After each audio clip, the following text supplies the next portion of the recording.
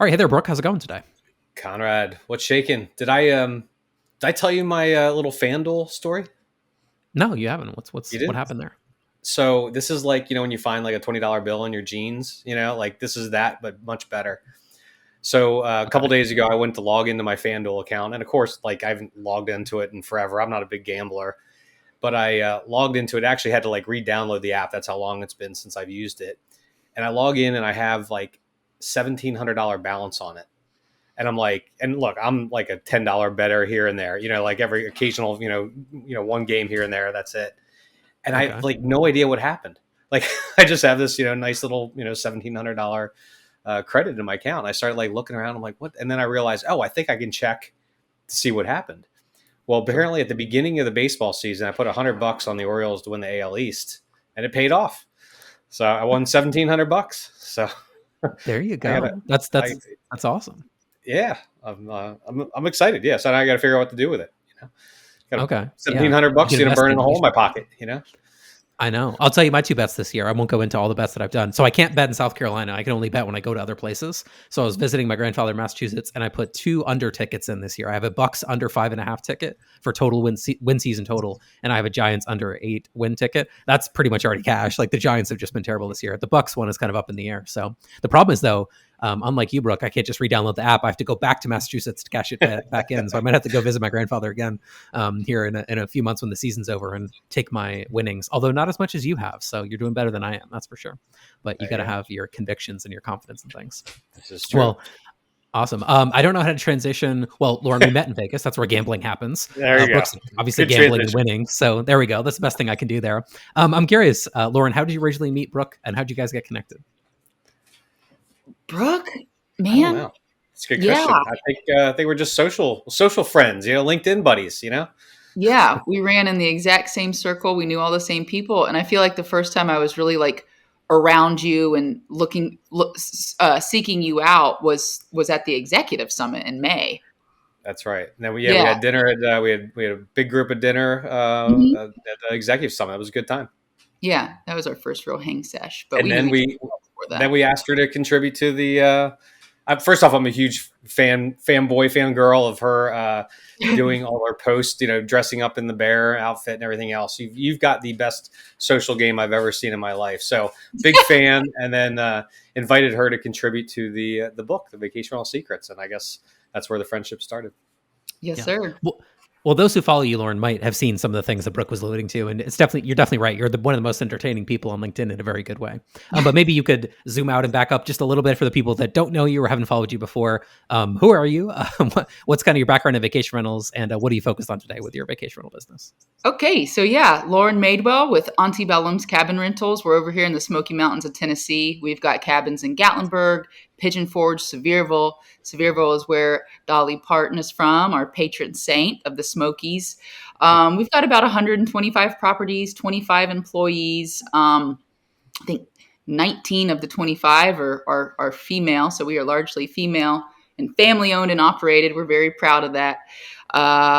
Let's see here. Focused right now that we're like good and in the clear of the chaos of 2021 and all the consequences of that, we're just focused on providing, you know, unreasonable hospitality, unconditional hospitality, having fun, enjoying our jobs, being comfortable in our roles, making sure everybody, really has purpose here and just keeping us a tight knit unit and having fun and enjoying our jobs truly.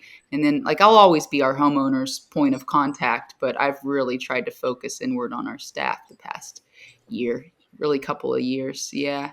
Hey Getting Lauren, more tell involved the with the community. Hey Lauren, tell the story of how the company came to be, because I heard it on another podcast one time. I thought it was kind of cool. Oh yeah. So in 1994, it was my dad's cousin Shannon. I call her my Aunt Shannon, but it was my dad's cousin Shannon. Her and her family owned a general store perfectly in between the parkways of Gatlinburg and Pigeon Forge, and it's a log cabin. It's still there. It's a liquor store now, but it was a general store, and I have memories of that and seeing like the TY Beanie Babies and the fudge and the candies and all the souvenirs and stuff. I loved visiting. And then she got her real estate license shortly after that. She bought a cabin that she was renting out. And then, it sounds like a lot of kind of host stories who end up becoming property managers. But local people in town with cabins, or it was their second home or their vacation home, would reach out to her for management, bookings, cleaning, organizing everything. And it quickly turned into, it was Auntie Bellum's general store. It quickly turned into Auntie Bellum's cabin rentals. And she had it up until 2009 when she passed away. And then we had no idea. My dad had no idea he was in the will. And she left the business to him in the will, 51% to him, so the majority. And then the 49% was given to her sister and her niece. And but the niece was too young, so it was the sisters. And then my dad eventually bought her out. So he's 100% owner now with my mom. And me and my sister are here. She rejoined just shy of 2 years ago. And so the core four, we're back together. We we love what we do. And we just realized the other day, because my dad, like I said, inherited it in 2009. He's officially owned it as long as she did, which Wow. just seems kind of crazy. It all feels like yesterday sometimes. What a great story. Yeah. That's so cool. Yeah. We always talk about those accidental entries, Lauren. I feel like that's most stories, like accidental entry. That's on its different level though, as far as accidental entries, like a family member passing away or something. It's just like, at least usually if there's a little bit of intent, like you said, buying the cabin and then starting and then, I'll manage for other people. You could Right. like see how the breadcrumbs could have led you there. What was your dad doing before? Just out of curiosity. Was he like Yeah. in this space at all? Or? I realized I should have, explained that too. He was like the general manager of a rubber manufacturing plant called Vernay Laboratories. And he'd been there for like 20 years, but pretty much simultaneously to him inheriting it, it was like the Great Recession. There were a lot of big shifts happening in companies. And so they had brought in a brand new president, like had no ties to the companies before. And a lot of times when that happens, he's going to start bringing in his own staff. So my dad kind of read the writing on the wall with that and decided to just leave that behind and go 100% into Auntie Bellum's. We were living in Georgia at the time, just south of Atlanta. And so he was driving back and forth for a while because me and my sister were in college. And he eventually moved here full time when he knew this was what he wanted to do. And after college, I followed him. So in 2011, I came after, a few weeks out after graduation, I came straight here. And with the exception of one sabbatical about 9 years ago, I've been here. I've been on since 2011. Wow. Nice. And last question on this, how involved is your father now? Is he still pretty involved, or Yeah. on the day-to-day? Oh, he is. Okay. So we're me and my sister are his succession plan, his retirement plan or whatever, but he loves to laugh that he'll retire when he expires. So he is very involved still. And I'm glad that he is. I love seeing him. Even when we, big old disagreements, we're just learning together. I love working with my dad. That's great. Nice. That is cool. I can't imagine there's much an overlap between rubber manufacturing and vacation rentals. So I'll just dive back into that another time. Yeah. Managing blue collar people, I think, is the only overlap. Yeah. There you go. But he was, I'm sure, learning from scratch and learning on the go. Well, awesome. Lauren, in the interest of time, we'll get going with your mistakes and kind of diving through each one of them here. So number one, not realizing the power of our worth sooner. I'm no longer worried about having one of the higher commissions in our market because you get what you pay for. You can't compare our apples to another company's oranges. And that is a conversation I'm excited to have when our commission is questioned. So this is the number one question, right? We talked about this on previous kind of episodes. Phone rings. If it is a homeowner lead, maybe that lead even came through Vintory. Ring, ring. Okay, yeah. Okay, I learned your name. I don't care. What's the commission? So how do you respond to this now? What's kind of been your learning process in the commission game that the owner likes to play? That I'm so sorry. I kind of lost track of what you were saying there at the end. So you're saying they call me up and they're saying I don't care about commission? Is that what you said? No, sorry. So I think what Brooke and I have talked about before is this idea that an owner calls and that's the first thing they care about. It's the only thing they often ask is they want to know what the commission is. And I would imagine, let me paint a little bit more context here, that if you were to say a higher number, that maybe a lot of property managers might feel, I might lose it if I say a number like 35 because my competition might say 15. So how do you kind of go through that process when you're, I guess, like how have you gone through that process as you've talked with homeowners? It sounds like you're saying here in the first mistake that you're now like proud or okay to have a higher commission because you offer more service. Is that a fair assessment? Oh yeah, for sure. Yeah, if they're calling me and their very first question is, "What is your commission?" I'm I know the course of that conversation, and I'm just not worried about that anymore. I know that chances are they probably bought in the past 2 years. They probably overpaid. They probably can not afford a property management company, and they're going to need to self-manage. So I have no qualms now with being like, well, we do a 70-30 split. And usually they're like, oh, wow, well, other people I called, and I'm like, yeah, totally. And that's when I'll say basically exactly what I've said in the book is like, I totally understand where you're coming from. You cannot compare our apples to their oranges, and what I've done is to really allow people to get some perspective. I'm like, yeah, their commission might be low. That sounds great in theory, but what are their back end fees? And they'll be like, well, what do you mean? And I'll be like, let me email you over a list of 12 questions that you should be asking any property management company. Because like, for me, this isn't about, earning your business right now. Like there's going to be a right fit for me. I'm not sure that you are, but it's about the long-term health of this industry, of the Smoky Mountain market. And I just want you to find the property manager that works for you. So yeah, the list of the 12 questions are basically asking, beyond commission, like what are the back end fees? What's your monthly service program? Are you charging trip visits? Are you charging by the half hour? Are you charging by the hour? What are the costs on those trip visits? Am I going to, get to see the invoices and receipts of work being done? Or is it just, are you going to put your own cost on top of that for organizing these things? All sorts of stuff like that, because by the end of those 12 questions, they're going to realize like, oh, I'm getting everything in that 70-30, whereas I might get a 85-15, but here's this fee and this fee and this fee and this fee and this fee and this fee. And then I also make it very clear to people too that like a low commission sounds, again, great in theory, but when the rental rate is barely paying the property manager, they're no longer beholden to you, the homeowner. They're beholden to the guest, because they're really making their money from the guest on all of the fees and everything. So they're going to end up actually being a very guest-centric company, a heads and beds company. They're going to put really, really low rates on that cabin to get as many dates booked as possible, because they're making their money off of fees. They're not making their money off of the rental rate. And so the wear and tear, the accountability to the homeowner is going to be almost nil. And so I just, if that's their question, I make sure that they understand why they're asking that, and that they should really be asking better questions. But I always tell them, like, if it's the dollar that matter, if it's the penny that matters, we are not going to be the company for you. That said, when I'm talking to people who the commission is not their number one concern, care and communication is their number one concern. I just lost my train of thought. Sorry, guys. I took some medicine today for this call. No worries. Let me ask you this. So first off, Lauren, I love that. I mean, I feel like sales so often is confidence. If you start like and stumbling, like whenever you ask commission, like you're going to lose the deal every single time. But if you come back to it with that kind of confidence, like I'm just curious, like how often do you actually get that? You get a good portion of them to end up signing up with you? Oh, yeah. If they've owned their home longer than, I would say, 4 years, yeah, I'm probably signing the contract. If I want them. I have criteria now. I have standards now. I have more questions for them than they have for me at this point in time. It's right. So many companies, it's like they will jump across the conference room and give them a contract. Here, it's like it's got to be a two-way interview, right? You're interviewing them just as much, and when you do that, I feel like that a little bit more exclusivity to see if you and your home qualifies for our program. It's funny how that shifting that angle really works.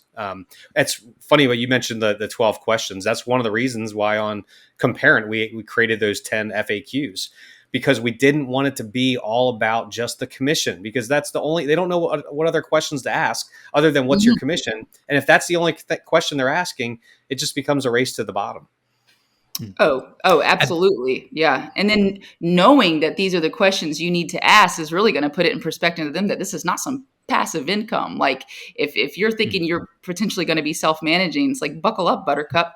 These are the things you need to be asking yourself.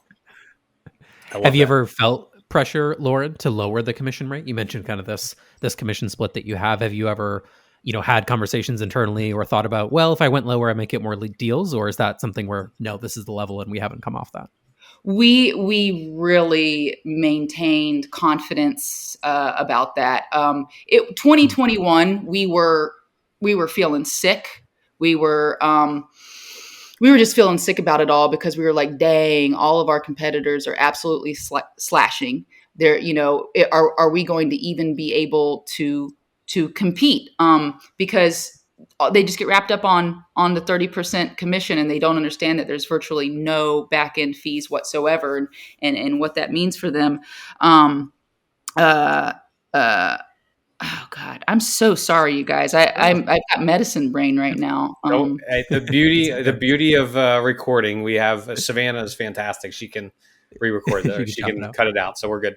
Why don't we just go to the next It's all good. question because Connor, we got Yeah. 9 more to go through. So Yeah, no worries. Number two here, compromising the integrity of our brand just to bring on potentially problematic properties and or homeowners just for the sake of growing our inventory and additional income. Well, Brooks beat the drum on this for quite a while, right? The quality of the homeowner matters quite a bit. So what's kind of been, we just talked a little bit about kind of the commission split and having that conversation and you interviewing the homeowner to make sure they're a good fit.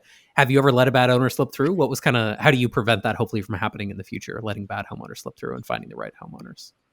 Yeah. Yeah, we have had some bad homeowners slip through, and they've actually been people who have agreed to the 30%, because we never really did compromise on our commission.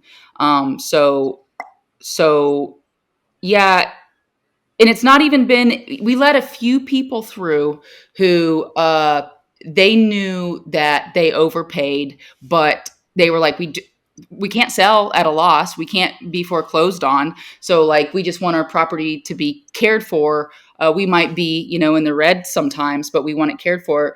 None of those have ended up being a bad decision because we were on the same page, but there have been a few who the red flag was that they have bounced around from a couple property managers in the past couple of years, and they're definitely minding their p's and q's when they're talking about their experiences, but the red flags are in the things that they have problems with, and I always make sure to jump on those red flags and explain, putting myself in that property manager's shoes, I do understand why they might have communicated this way or why they might have handled it this way. We'll do things differently in this way to see how they respond, but they're always going to be exciting to talk to somebody new and start new. But it's it's I'm very intuitive. I pick up on things. There are social quirks I pick up on, and so the homeowners that we probably should have never been on, there were social cues right then and there. It was the eye contact. It was them interrupting you when you're explaining something to move on to something that they care about, or they're not really listening, or the first time there's an issue or something they don't understand, are they coming out the gate hot and heavy? Or are they just like, hey, let me pick your brain on this. I don't totally understand why, it's just these subtleties that have resulted in uh, bringing on bad homeowners that like I should have trusted my gut. It was nothing in the numbers. It was nothing in the investments. It was just gut stuff. Yeah. there was But a. Go ahead, keep going. Sorry. oh no, you go ahead, please. There was a there was a Sarah T podcast I was listening to years ago, and one of the early ones. And there was this one gentleman, I forgot who it was, but he would say when he was interviewing homeowners, he would just have his little piece of paper and he would just make tick marks every time somebody said something, that owner said something that was like, it was that like, Mm. just that didn't, what you were talking about, like the gut, like it's just, he didn't like it. And I don't know if it was 3 or 5 or how many ticks it was that he had to, but if he got to that tick mark and it was like 3 or 4 or 5, he was like, nope, you know what? Sounds like we're probably not a good fit. Let me recommend a couple other companies to you. Yeah, yeah. Easily done. We're in a very great position right now because we didn't compromise on our commission, and therefore we didn't compromise on the quality of our control and of our brand. People are really seeking us out now, and we were kind of prophetic with that. Like I said, we were nervous in 2021. Everyone was doing it. Are we going to have to do this too? But we knew the power of what we could do with our commission, and this COVID era was going to end. Like that was inevitable. So hold tight. And when things go back to normal, like they have to, because nothing was sustainable, we will be we will be poised to rock and roll, and we we are. You may like this quote, Lauren. I don't know if you read any of Seth Godin's books. He's one of these like kind of marketing author types, but he has this blog post that he wrote years ago. I think I was like maybe just starting in my career when I heard this one. But the quote is, "The problem with the race to the bottom is you might win." And the problem with winning that race to the bottom is actually really problematic. Like you don't actually want to win the race to the bottom, because then you look around and go, oh God, now I'm the cheapest one and everybody else has gone away. And you've actually backed yourself into a hell of a corner. You just don't realize it at the time. Obviously, when you're doing that. Right. It would be easy for us to come off of our commission eventually when we're comfortable with it. But if you've slashed, it's not easy to build back on that commission. That's when you're going to start losing your homeowners. Yeah. Yeah, no, absolutely the case. So yeah, that one always stuck with me about, pricing and lowering pricing. And that's always, to be fair, that's where the market wants you to go sometimes. We lose deals constantly on our side of things. I went with someone cheaper. And now early in my career, that broke me. Oh my God, I can't believe I didn't get that one. Now I go, okay, you might come back, we'll see. Yeah, exactly. Yeah. Yeah.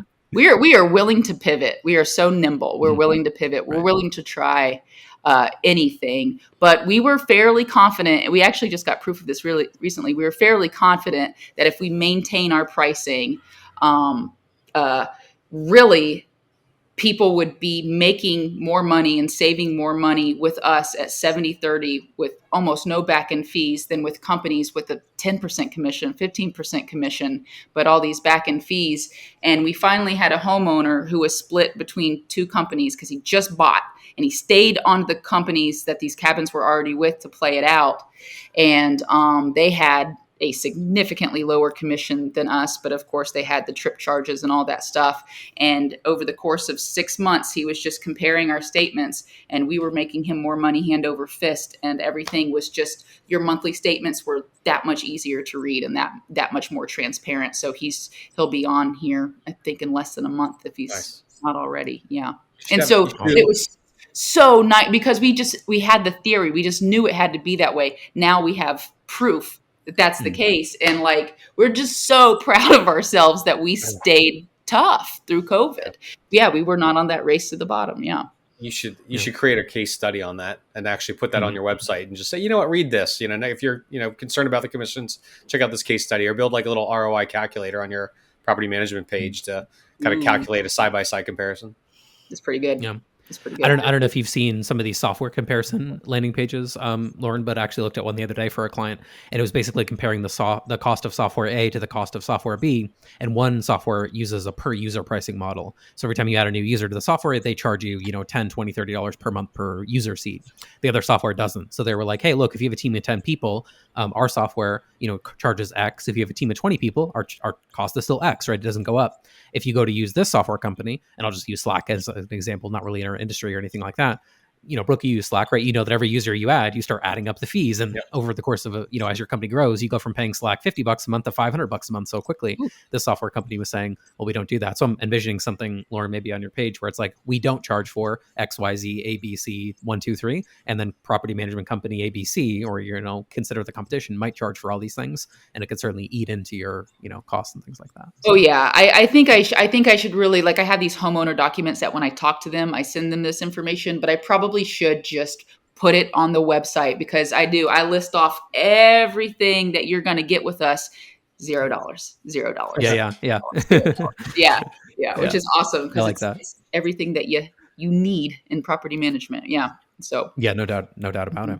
Awesome. Well, let's head over to number 3 because it's kind of a different one, and I think we can learn a bit from that as well. Number 3, not studying the various communication styles sooner. Working this industry requires dirty, demanding, delicate work, and if tensions can arise quickly over the silliest things. If you aren't practicing and teaching good communication skills, you're always allowing the job to be harder than it needs to be. So, what communication styles have you studied, and what have you learned as you've improved your communication with your team and other vendors and stuff? I use the word study so liberally.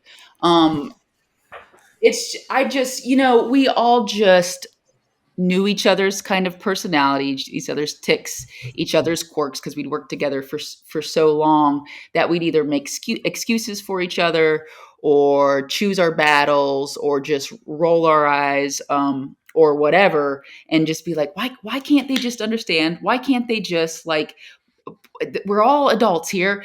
And then last summer, I took Amber Hurdle's Velvet Machete Leadership Academy. And that was like at the same time that I was taking a supervisor course. And then too, at the same time, I was kind of studying Enneagrams in my own personal life. And it just kind of was all clicking together at the same time. Here's the Enneagram telling me like there's like what 9 distinct personality types, and here's how they're communicating and acting at their best, their worst, and just kind of the middle ground. And then yeah, the supervisor course was talking about communication styles, and then Amber Hurdle's stuff, you know, it has all sorts of personality diagrams and stuff. And so like, yeah, I'm open-minded. I knew there were personality types and stuff. I just never really looked into it, read, tried to learn. And so it was, I would say the Enneagram was really the driving thing because it was just the most familiar and relatable and palatable and straightforward. And I could actually share it with my coworkers, and, you know, we could learn just about ourselves, like have a little grace for ourselves that we weren't crazy or messed up or anything, like, but don't make excuses for those bad things either. And we're all different, and that's totally okay. So, you know, here's my Enneagram, and here's your Enneagram, and here's how we should be communicating with each other. So it wasn't like, I do want my staff to take Enneagram tests, but it wasn't like we all took personality tests and we all dug into the numbers. Really, I did. And then I started having one-on-ones with people. And then you know, whenever they were taking me, I was just starting to have one-on-ones with people, and I would explain my communication style and what I think their communication style is like. And do you have, I know that you have trouble communicating with so-and-so and so-and-so, and here's kind of how I think that you could address things with them going forward, and make sure that, you know, I think this person really needs reassurance and encouragement and praise, whereas this person, not so much, just deliver it to them straightforward. And so I wasn't like holding them to anything or expecting them to study or learn anything, but I was just making it very clear that there are personality types. Don't shove anybody into a box. Please don't shove anybody into a box, because that's your box and that's not fair. And just try and, if you want results, meet them in their ways and on their term to communicate something, and to, you know, and yeah, I mean, just very, very casual. We just did that very casually. Yeah. But I think this year it's on a Post-it note. I think I want everybody to take an Enneagram test, because I think I've been heady enough with them and open enough with them. And we've had enough, fun and learning over the past couple of years that I think that they would feel comfortable enough to take an Enneagram. Because I was doing employment engagement surveys. I did it in 2022, and I did it at the beginning of 2023. And I was like, man, we're going to learn about each other. We're going to learn your strengths and weaknesses. We're going to make sure that you are in the right role. Maybe we repurpose your role. Maybe we usher you somewhere else in the company to where we think that it could really play to your strengths and weaknesses and what you enjoy. And it really just kind of like backfired on me. They thought that because I was giving them these engagement surveys, that like we were going corporate or getting more business, when it couldn't be further from the truth. I was trying to understand more about them, so that we were the opposite of corporate, so that we were getting into the nitty gritty together, so that we were really truly understanding each other. So yeah, those employment engagement surveys, they all filled them out with reluctance, and they kind of were like minding their P's and Q's, and it didn't work for me like I thought it would. And when I realized that, that's when I was just like, all right, well, I just need to get to know them and their personalities and explain their own communication styles to them, just one-on-one and with time and stuff. So, but I think they'll trust me enough now to actually enjoy taking an Enneagram test. Yeah. Yeah. I've seen that to be the case, where it's like when you do share the results with them, then it doesn't seem as scary, you know, like, oh, okay, I see what you're, you know, and then sometimes you read those things and it's like, yeah, that's actually really accurate. I do like this, or I don't like this, and that sort of thing. So, oh yeah, I think their minds would be blown. Exactly. Well, number 4 then is kind of a different thread here. Not loving myself within the community sooner. Involving myself, sorry, not loving. Although you may love yourself as well. That's great. Let's see if I can read this properly. Chamber events and involvements, meet and greets, randomly popping in to meet local mom and pop shop owners, forging a relationship with local companies to offer our guests and owners discounts, etc. It's so rewarding to have a local relationship. Everyone benefits from it. So what's kind of been your change here, focusing more on the local community, and what benefits have you seen from that as well? Oh, so it was this year that I really got involved with the chamber and the community. And Mhm. it's just where I felt like I got, our staff to a good enough place where they were happy and they were comfortable, and that was going to build on themselves, and good habits were going to build on themselves. And I wasn't so much having to guide them in that way. And I felt comfortable enough to step out of the way of the office and dedicate time to the community. So I became an ambassador for the Pigeon Forge Chamber of Commerce. And I had about 20 member businesses that I'm responsible for checking in with in person quarterly. And yeah, it just taught me how to walk into a building and talk to people and say, I'm here for you, and just pick their brains and get to know a little bit about them personally, about the company. And, doing that on behalf of the chamber, going to the chamber events. And, but doing that had allowed me to just learn how to, if I have time on any given day, if there's any shop in town that I've ever been curious about, just walk in. Like, people are honestly so open to talk. I'm not going to do this on a Friday, Saturday, or Sunday. I'll do it on like a Tuesday or Wednesday. But just walk in, get to talking to them, see what they like about what they do, what they like about the area, see if they want any sort of community involvement, or if they know of any more community involvements. Do they know of charities? Do they know of events or anything like that? Do you have any interest in offering my guests a discount if I sent you foot traffic? I don't want anything from it. We don't need to track anything. Like, I'm in a position to send you foot traffic. If you give my guests a discounts, they just get to feel privileged, and you get business, and it'll be good business from a trusted company. And just letting them know that, like, hey, I'm a cabin rental company. I'm here. If you and your family, friends need anything, here's my cell phone number. Just text me. I can get you a reservation. And we've made so many reservations this year from either people that were in the chamber, or companies that I've randomly walked into, or somebody's reached out and been like, hey, I know so and so in the chamber, and they told me blah blah blah. And then too, it's been good to be a cabin rental, have the presence as a cabin rental company in the chambers, because I think a lot of cabin rental companies are members of the chambers, but they're not actually like involved. It's a lot of hotels. It's very few cabin rental companies, which seems crazy for the Smoky Mountain market.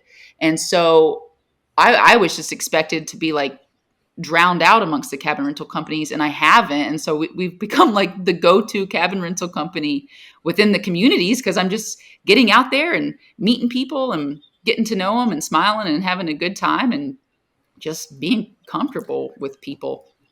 Well, you weren't alone, Lauren, with this. Actually, like, many people in the book talked about this. I think our mutual friend Tom Goodwin mentioned the same thing. He said, "I wish I engaged with the local chamber of commerce sooner. Being a platinum sponsor is worth every dollar." Mike Harrington down in Carolina said he was one of his regrets was not being visible enough in the community. A lot of the most successful managers I know are very active and visible within the communities they serve. If I had to do it all over again, I'd participate more in the local level boards, nonprofits, and organizations. A ton of trust and goodwill is built this way with local stakeholders. And I think there was a couple other comments in the book from like Paul Becker, Maureen Regan, and a couple other people said the same thing. So yeah, I never did it either. I wish I would have been more active when I had Vantage. So. And there's just been countless times where I encounter an issue or a problem or a challenge, and I'm like, I know somebody for that. I know whose brain to pick about that, and I've just met them through the community involvement. And then, yeah, it's been wonderful. Priceless. Yeah, I love to hear that. This is ultimately still very much a relationship business. That's good to hear that there's a way to build it in that way.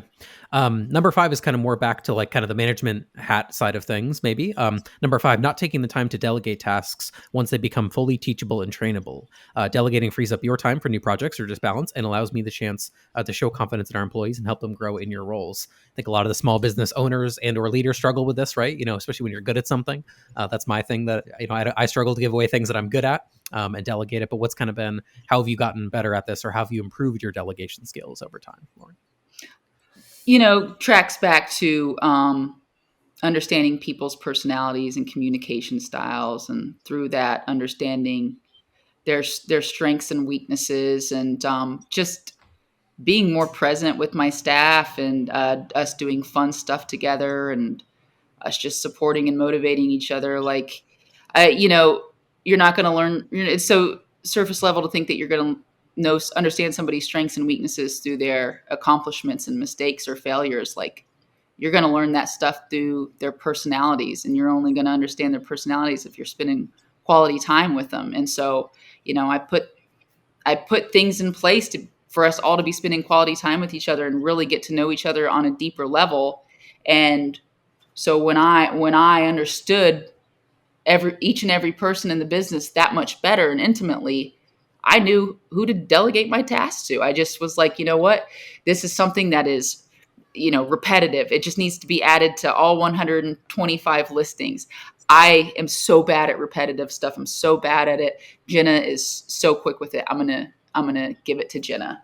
Or because I used to just think like, well, it's put on my plate for a reason. They need my help. They need me to do it. And I would just hold on. I would just hold on to it and do it and just drive myself crazy. Also getting to know their personalities allowed me to understand, like I said, you're showing worth in somebody when you delegate a task to them. Like, I took on the task and kept it because I thought they needed me. And that meant a lot to me. Well, if I give somebody a task, that's me showing that I need them, and that's gonna mean a lot to them. So just getting to know them more intimately helps me to know who to delegate things to, and when and how, and I think that answers that question. Yeah. I mean, you can never truly scale your business until you delegate, some of those tasks away. If you are the bottleneck, you know what I mean, you're never going to, grow. It's going to be limited. This came up time and time again in the book. I think, look, we're all entrepreneurs. We all have our finger on the pulse of exactly what's going on. But if you truly want to scale your business, you got to delegate and get the heck out of the way. I think it was Kirsten or Kevin Jones or Kirsten King. They both agreed to this. They said, in an effort not to fail, I tried to involve myself in all matters, know everything, be everywhere, and I forgot to trust our team. Set very clear roles and responsibilities, set expectations and goals, then hold them accountable. You simply cannot do everything by yourself. But we've all done it. But if you really truly want to scale the business, you got to delegate. You got to get out of the way.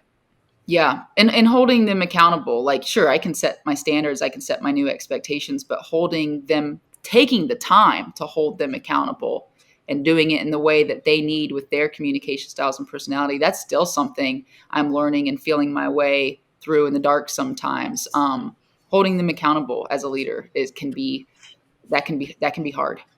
Yep. It takes a lot of time and attention. Yeah. And it's frustrating too, because again, you want to think like, we're all adults here. I've said it. I've communicated what I need from them. How can they be falling short right now? Well, we're all human. We're human. We all fall short. We misunderstand things. Time gets away from us. No big deal. Yeah. No, that's a good point.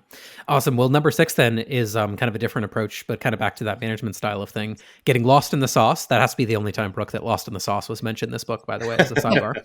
And not dedicating enough time to the things I love about my job, the things that energize and refresh me. I love our employees and I love the freedom to be creative with our branding, but I'd forget to focus on those things when my plate was full with work, socializing and creativity. I don't know, operationally equivalent to work in my week to week. So, it's the classic thing, right? Like, do what you're great at, do what you want to do. It kind of ties a little bit back to the last item about delegating, but how do you find time now, I guess, Lauren, for the things that you really enjoy doing that you're great at?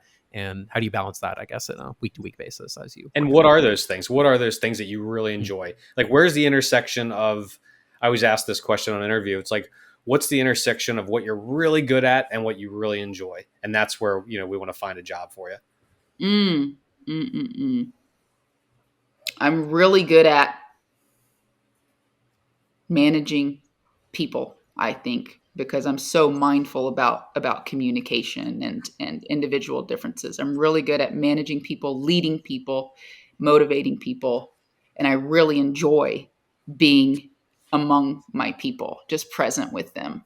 So one of the things I did, it's kind of like a hack. It costs a few $100s to do it, but what it's given me is priceless. Is like I, you know, I I would want to go be with them and talk to them and pick their brain and get the ball rolling on things and overhear the problems that they're having or overhear, the personal things, or us all joke together. And I just wanted to spend time with them, especially on days when I was stressed. But like, what am I going to do? Just go linger in their department? So I actually bought a couch. I bought a coffee table. I bought a rug and a lamp and a bookshelf and books and an armchair, and I created like a little living room right in the reservations department, which is kind of in the middle of everything. It's how you get to the bathroom, the kitchen, the various offices and stuff. So I built this little living room, and I just when I need to be with my people and be social and just disconnect, or maybe get, let me spitball a video by you, or get video ideas, or just go shoot videos with them. I'll just take my laptop, plop down on the couch, on the coffee table. I will work from there. I'll talk to them as they're coming and going. They might sit with me. But I just literally created this living room to plant myself right in the middle of them so that I could still get work done, but I could still be present with them. We'll talk as we come and go. It's a throughway. So different people are coming and going, and, you're like, oh, hey, I wanted to ask you, blah, blah, blah, blah, blah. Oh, hey, Lauren, I meant to tell you, you're overhearing problems, and you get to see how people are handling them. And afterwards, I am right there to be like, that was awesome. You did awesome. You handled that so much better than me. Or like, hey, I have no qualms with how you handled that, but I think it might be easier if next time and so uh I built the place that makes it possible to me to remove myself from the office and be with them, because my people are who I love, and they're who cheer me up and inspire me, and we have fun together. They're everything. They're my everything. So I built the place to be able to do that with them, and as well, I have a copy over there. I should probably get. I created I scheduled out my ideal day. And so between these hours, focus on work. During this hour, step away, remove yourself from it.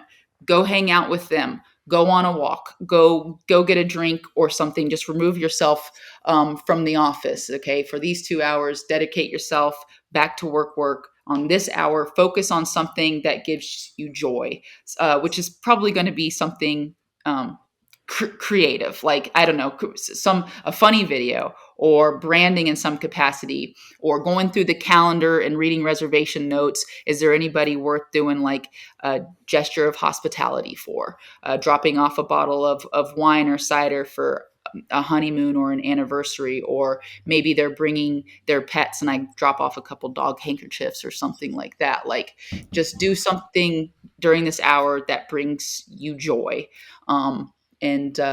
So yeah, I've just I can't do that every day. There are some weeks I never even reference that schedule. It is what it is. But when I have time, yeah, I've literally just built it into my day to socialize and do the things that I love, because I've got to.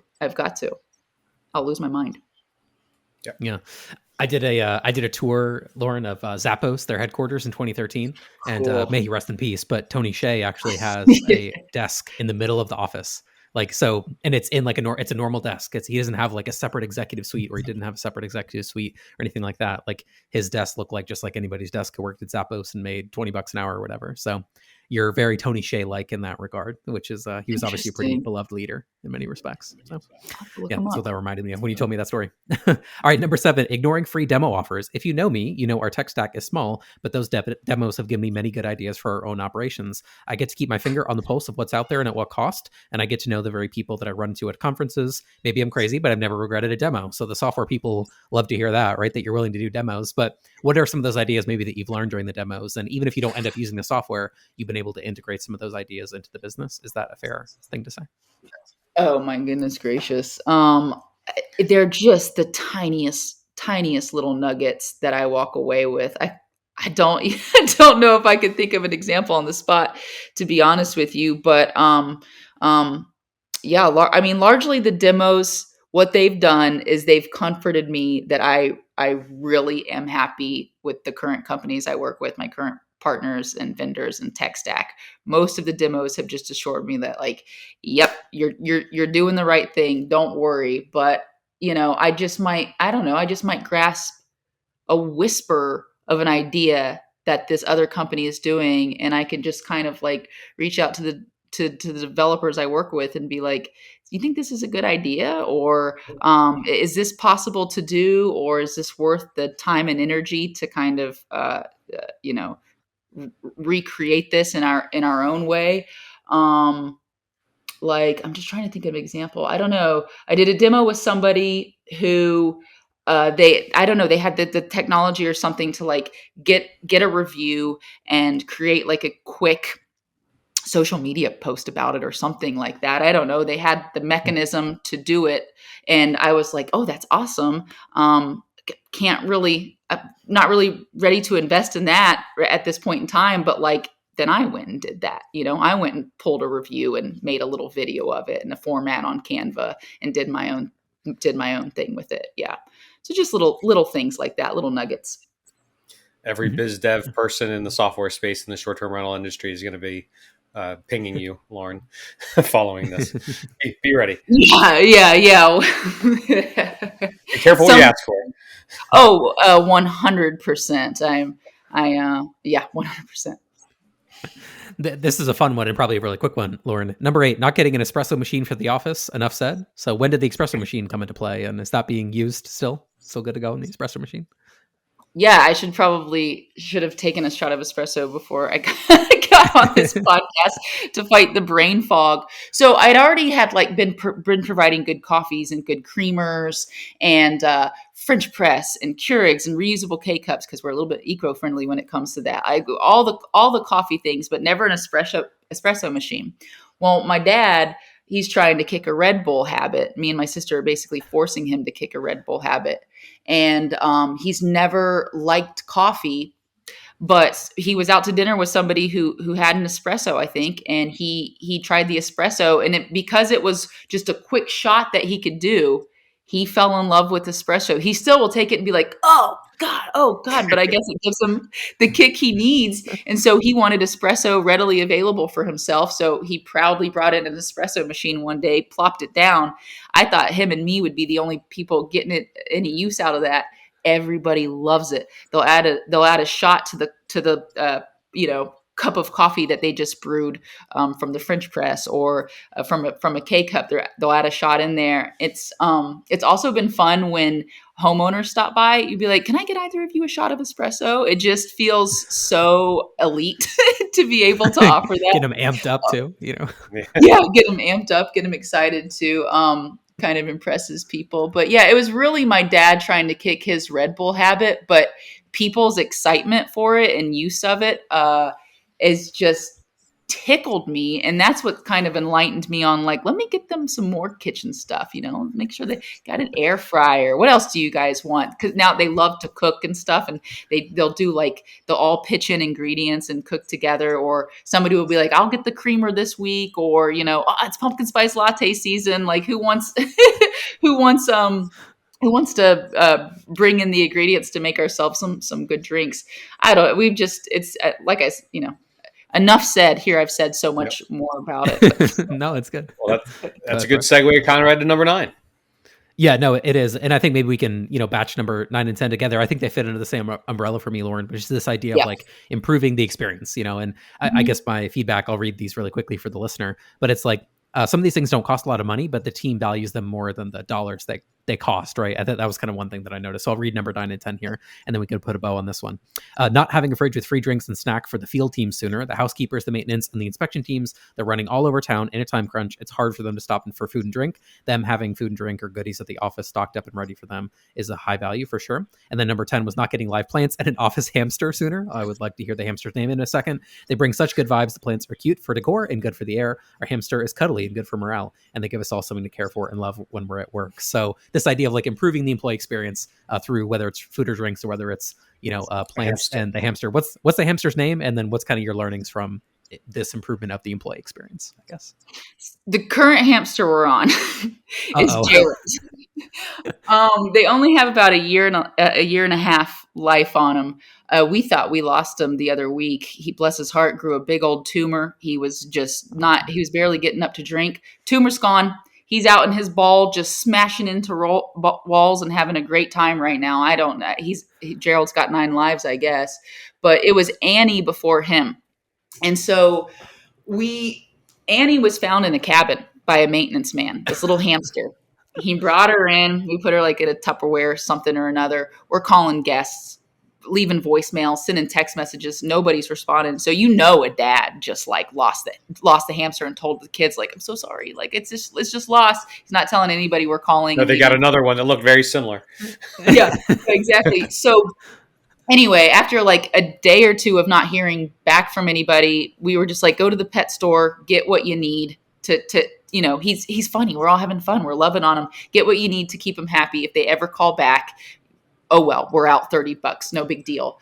And then, so after like a week or two of nobody calling back, Kyle in maintenance, he fell in love with this hamster and he wanted to take it home. So one day, Mallory and I were up there. We're just like, Kyle's going to take the hamster home. And the reservation staff was like, what do you mean he's going to? We are taking care of the hamster. This is his home. And so we were like, you guys really enjoy having it? They fell in love with him. They were giving him treats. They were pitching in, cleaning out his cage. They got the little roller ball so that he could just roll all around the office and keep him company, because people are allergic to cats and dogs. And so, but nobody's, I don't think, allergic to a hamster. So we just decided to keep Annie.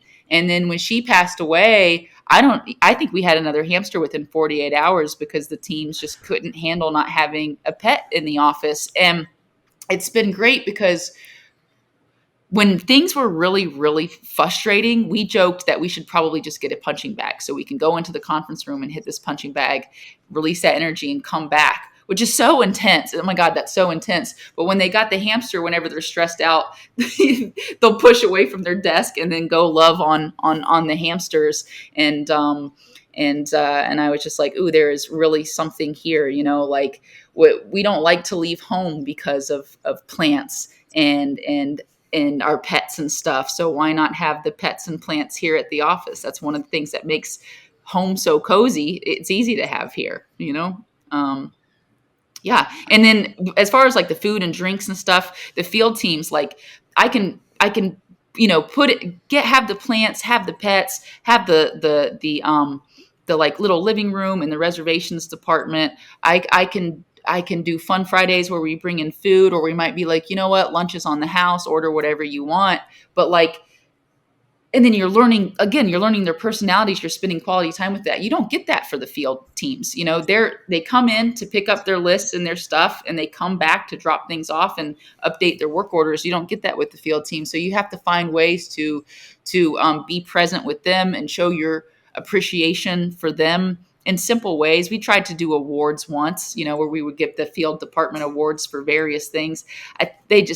They weren't really into that. So when we got busy, like through the summer, and got to keep up with the rewards, and nobody was like, hey, what's happened to the rewards? Like, we're just like, we won't even bring those back. So you just have to find ways to connect to them and give to them and give them, hospitality and generosity and friendliness. And so if, we've got the snacks, we've got the drinks, if they've done something excellent, give them a little gift card, bring them in their favorite beer or bottle of Jack or whatever they love. But yeah, if you decide that you're going to buy food for the office, either call them if it's a slow day, tell them to come back and get some food, or call them and say, hey, we bought lunch for the office, so just put lunch on the card today, whatever you want while you're out and about. Like you have to find ways to connect with your field crew, because you just don't want to leave them behind. And I learned that the hard way. I did leave them behind a little bit, being so focused on the reservations department, because they're front, the field crew, they're front facing too. Like the maintenance, they have to go do in-house work orders sometimes and help the guest with things, and you want them comfortable and confident and giving those guests hospitality too. So you got to give them the hospitality as well. Yeah. Well, Yeah. Lauren, I have to admit, you literally won the award out of 520 mistakes. I think not getting the hamster, office hamster, soon enough was probably my favorite one. Literally, number one out of Hey. 520. You got the award. There you So next go. time I see you, I'll make sure I'll give you an award. Let's get Gerald a little tiny award too. Yes, we'll make sure we do that. Yeah. Well, I Yeah. think we got one more question for Brooke. Brooke, sorry, for Lauren, don't we? I believe. We do, yeah. So, Lauren, I know Yeah. it wasn't that long ago, but if you could go back to your 25-year-old self and give yourself a little piece of advice, what would it be? Not that long ago. It was 10 years ago, y'all. So that's a good span of time. I thought about this. You told me that you would be asking this question, and I thought about this. And ultimately, nothing. I would say nothing, because if I went back and told myself something, it might change everything and how I got to where I am. And I'm very happy with where I am. I'm very happy with the journey that got me here, even the exhausting things and the brutal things and the things that almost got me jaded.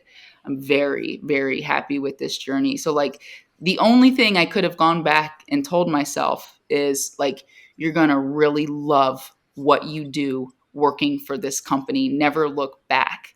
But if I would have told myself that 10 years ago, I might not have taken that year off where I bartended for 6 months and then travel and did creative writing for 6 months and just pursued the things that I like to get a real grip on my reality of like, am I ready to commit myself wholeheartedly to Antebellum's, or is that not my path? Because like we didn't know this was going to happen. It came out of nowhere in 2009. I was in college. I was going to be an air traffic controller, so I needed that year off. There's nothing I would go back and tell myself. That's great. Well, it's very obvious that you absolutely love your job and you're really good at it. So we appreciate everything you do, and keep doing those posts online because they're absolutely fantastic. I will. Awesome. I love entertaining you guys. You guys are so much fun. You guys are so much fun doing it for y'all. But I appreciate everything you do, Brooke. Seriously, what you're doing for our industry is I see how you're trying to put us all on an even playing field so that, people simply can't outspend the smaller businesses that are so valuable in hospitality. Like, thank you for what you're doing. Yeah. Well, I appreciate that. Absolutely. Awesome. Well, Lauren, we thank you for your time. I know we've been a few minutes over, but we really do appreciate you and sharing what you have to say. I think you're one of our better, awesome personalities for sure in the industry. So it's good to chat with you and go through everything. If you made it this far, you probably liked what we had to say today, or liked what we had to talk about. So we always appreciate reviews if you can pop one of those in your podcast app of choice. Thanks so much. We'll catch you on the next episode.